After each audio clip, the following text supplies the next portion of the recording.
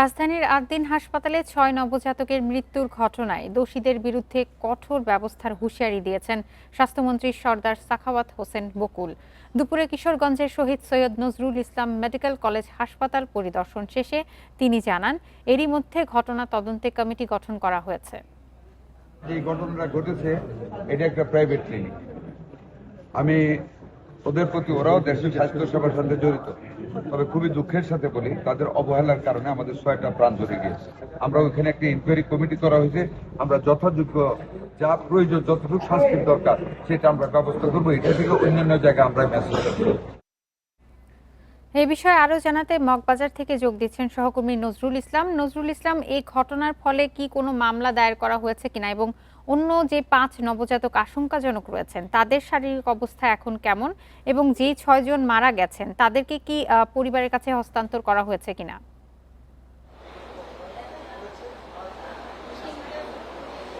আপনাকে প্রথমেই বলে রাখি যে পোস্ট অপারেটিভ যে ওয়ার্ডটি ছিল, যেখানে ৬ জন নবজাতকের মৃত্যুর ঘটনা ঘটে, সে জায়গায় কিন্তু দুটি অংশ, একটি হলো এসি এবং অন্যটি হলো নন এসি।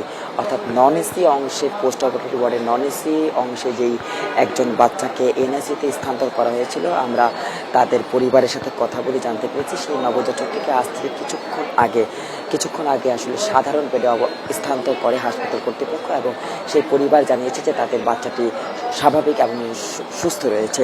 এবং আপনাকে বলে রাখতে চাই যে এই যে হাসপাতালে ৬ জন শিশু মৃত্যুর ঘটনাটি ঘটেছে এসি লিকেজের যে বিস্ফোরণ কিংবা এসির গ্যাস লিকেজের অভিযোগে, তো সেই ক্ষেত্রে কিন্তু সকাল ৬টার পর থেকে এখন পর্যন্ত কিন্তু এই বিষয়ে হাসপাতাল কর্তৃপক্ষের যে বিষয়টি রয়েছে যে আইনি পদক্ষেপ কিংবা যারা যে শিশুটি মারা গেছে সেই শিশুর পরিবারগুলো আসলে হাসপাতালের বিরুদ্ধে কোনো আইনি অভিযোগ দায়ের করেছেন কিংবা কোনো মামলা দায়ের করেছেন কিনা সেটি কিন্তু এখনও পরিষ্কার না এবং কোনোভাবে জানা যায়নি।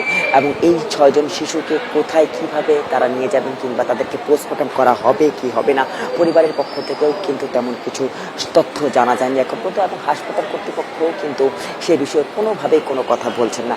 তো আমরা এখানে দেখতে পাচ্ছি যে এই হাসপাতালে এখনও অবধি কিন্তু কাউন্টার টেরোরিজমের তদন্ত দল এবং সিআইডির যে ফরেন্সিক বিভাগ আছে তারা কিন্তু যেই পোস্ট অপারেটিভ রুমে যে 11 জন শিশু ছিল এবং তাদের 5 জনকে এনআইসিতে নিয়ে যাওয়া এবং 6 জন মৃত্যুবরণ করে, তো সেই জায়গার সকল যে অংশগুলো রয়েছে, সিসি ক্যামেরা রয়েছে, ফুটপ্রিন্ট রয়েছে, এই সিসি ক্যামেরার ফরেন্সিক বিষয়টি তারা দেখছেন। এবং দায়িত্বপ্রাপ্ত যে নার্স ছিল এবং তাদের যে তখন ডিউটিরত অবস্থায় যে ম্যানেজার ছিল, যে ওয়ার্ড ম্যানেজার এই হাসপাতালে, তাদের সাথে কথা বলেছে এবং সব কিছুতে। এবং আপনাকে বলে রাখতে চাই যে এই হাসপাতালে কিন্তু এখন থেকে কিছু কারখানে বিএনপির স্বাস্থ্য বিষয়ক সম্পাদক তিনি এসেছিলেন, তিনিও আসলে বলেছেন যে এত বড় গাফলতি যে শিশুগুলো মারা গেল সেই বিষয়ে আসলে অধিকতর তদন্ত তারা দাবি করছেন। এবং তারা বলছেন যে এই হাসপাতালটি যে তৈরি করা হয়েছে তখন একটি আন্তর্জাতিক বিল্ডিং কোড, অর্থাৎ একটি হাসপাতাল তৈরি করার জন্য কি কি বিষয়গুলো নজর রাখতে হয় সেই বিষয়গুলো তারা রেখেছে কিনা সেটিও আসলে তদন্ত করার বিষয় রয়েছে। একই সাথে সিসিটিভি, বিশেষ করে সেও বলেছেন, সেই বিএনপির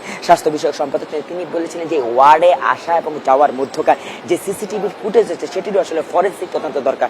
তখনই দেখা যাবে যে এখানে গাফলতি যে কার রয়েছিল এবং এসি লিকেজের যে গ্যাসের লিকেজের যে অভিযোগ রয়েছে সেটি প্রথমে প্রাথমিক অবস্থা কতটুকু ছিল এবং কাকে দায়িত্ব দেওয়া হয়েছিল এবং কে কিভাবে করেছিল, সম্পূর্ণ বিষয়টি আসলে তদন্তের মাধ্যমে উঠে আসবে। এবং সেই বিষয়ে কিন্তু স্বাস্থ্য মন্ত্রণালয় একটি তদন্ত কমিটি গঠন করা হয়েছে, তারা কিন্তু আগামী 72 ঘন্টা অর্থাৎ 3 দিনের মধ্যে সেই প্রতিবেদন দেওয়ার কথা জানিয়েছে। তো এই মুহূর্তে কিন্তু আসলে এই মগবাজার থানায় কিংবা যে শিশুরা মারা গিয়েছে এবং যারা অসুস্থ আছেন, কোনো পরিবারের পক্ষ থেকে হাসপাতালের বিপক্ষে কোনো আইনি যে মামলা কিংবা অভিযোগ সেটি আসলে দায়ের করার কোনো তথ্য এখন পর্যন্ত পাওয়া যায়নি। তো এই ছিল আমার কাছে সবশেষ রাজধানীর 8 দিন হসপিটাল অর্থাৎ মগবাজারে যে হাসপাতালটিতে 6 জন শিশু মৃত্যুবরণ করেছে এই নিয়ে সবশেষ খবর। রাজধানীর ৮ দিন হাসপাতাল থেকে জানাচ্ছিলেন সহকর্মী নজরুল ইসলাম।